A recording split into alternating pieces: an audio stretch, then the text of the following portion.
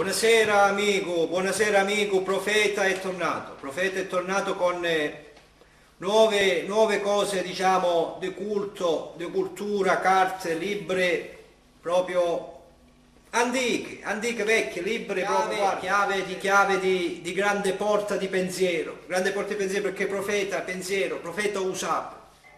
Pronto, subito amico, pronto, Sì, pronto?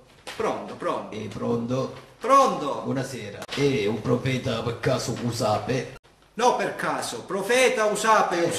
Per caso è un profeta Usape, no? Sì, esatto, così è più meglio, amico. Così. Senti, profeta, Dimmi, ce amico. la posso fare una domanda? Certo, amico, siamo qui per questo è profeta. Io so come, ma vedevo un documentario a televisione l'altra sera e mi incuriosì un fatto.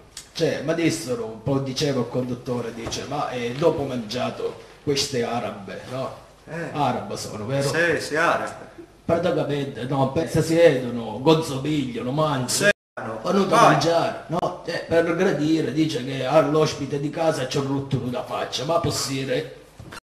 Allora, il profeta risponde senza leggere carta. Quando tu mangia di loro famiglia ospite, ti invita, tu se fai il rutto, loro dice, mi, mangiato buono, quindi mi ha dato mangiare io, mangiato buono, ed è complimento. Si può fare, è anzi buono. E ancora non ci posso credere, ma fa ridere. Allora, secondo te, se che tu parece che compire tu, allora per dire che è gradamento, che...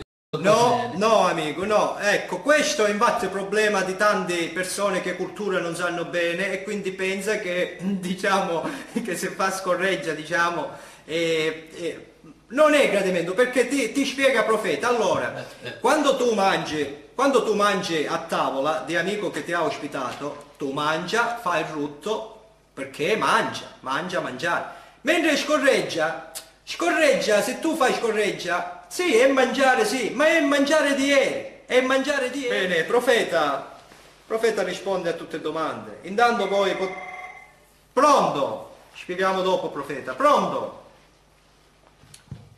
falso allarme, non c'è problema.